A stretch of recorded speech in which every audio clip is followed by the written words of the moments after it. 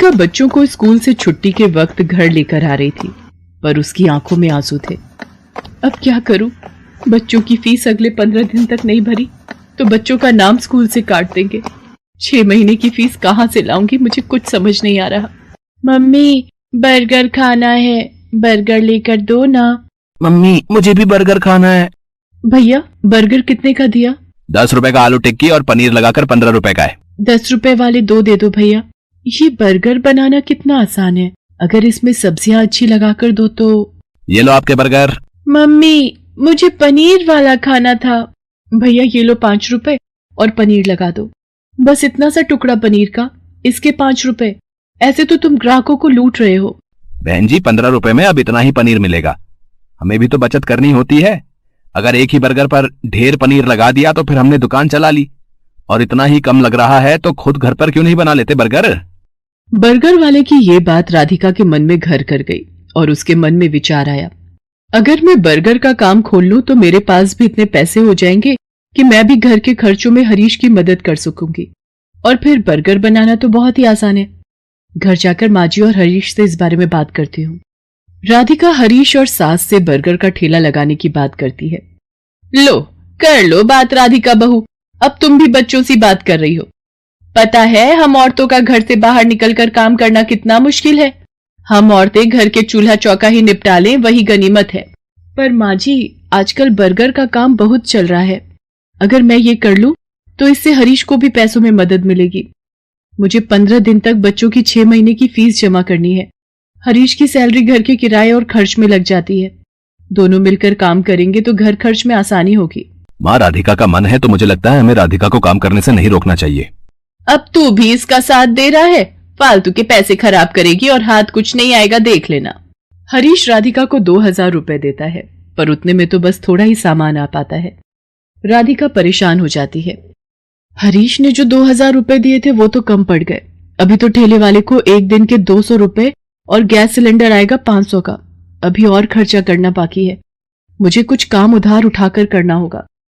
Burger का ठेला लगाने के लिए राधिका को उधार में सामान लेना पड़ा। राधिका ने बर्गर का ठेला लगाना शुरू कर दिया, पर अभी नया नया काम था तो ग्राहक कम आ रहे थे। राधिका शाम के वक्त बर्गर का ठेला लगाती थी, पर जैसा उसने सोचा था वैसा बिल्कुल भी नहीं हुआ। मैंने सोचा था बर्गर बिक जाएंगे तो मेरी थोड़ी कमाई हो जाएगी, पर यहाँ पर तो एक भी बर्गर नहीं बिका। पता नहीं मेरी कमाई कैसे होगी। अगर कुछ दिन तक ऐसे ही चला तो माँ जी और हरीश मुझे इस काम के लिए मना कर देंगे। बहुत हिम्मत करके मैंने ये काम शुरू किया था। राधिका अभी ये सोच ही रही थी, तभी वहां एक गरीब औरत अपने 2 बच्चों के साथ आती है। दीदी, बहुत भूख लगी है, मेरे बच्चे 2 दिन से भूखे हैं। अरे, तुमने 2 दिन से कुछ नहीं खाया?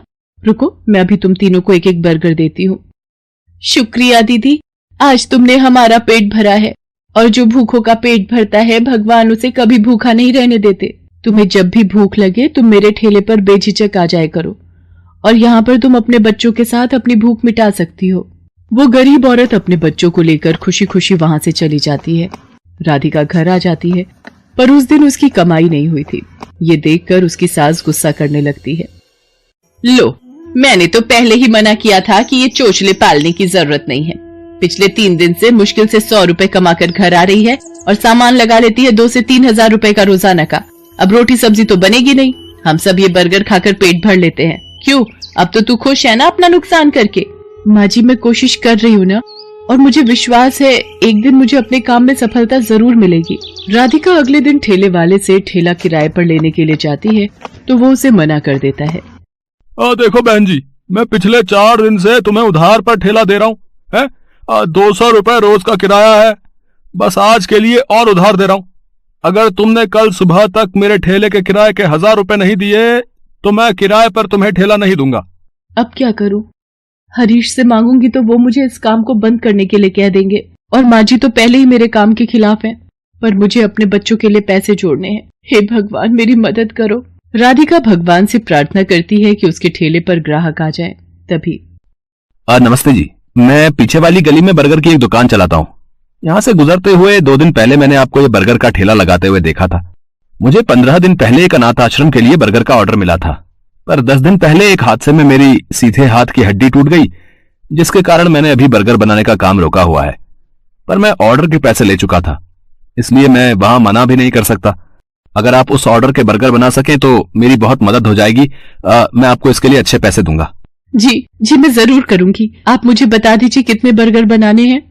शाम को 4 बजे ही वहां पहुंचना है। जिन्होंने मुझे ऑर्डर दिया है उनके बच्चे का जन्मदिन है, वो अनाथ आश्रम 4 बजे पहुंच जाएंगे।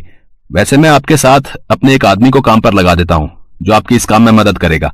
ये 5,000 रुपए आप एडवांस रखो, बाकी के पैसे मैं आपको काम खत्म होने के बाद शाम को दे दूंगा, ठीक है? वो व्यक्ति मानो राधिका के लिए भगवान का रूप बनकर आया था। राधिका की सारी परेशानियां दूर हो जाती हैं। वो अपने उधार के पैसे भी चुका देती है और बच्चों के स्कूल की फीस भी जमा कर देती है। उस व्यक्ति को राधिका का काम इतना पसंद आता है कि वो राधिका के साथ पार्टनरशिप में काम करने लगता है। राधिका अब एक बर्गर की दुकान चलाती थी। राधिका की मेहनत और हिम्मत देखकर उसकी सास और हरीश बहुत खुश थे।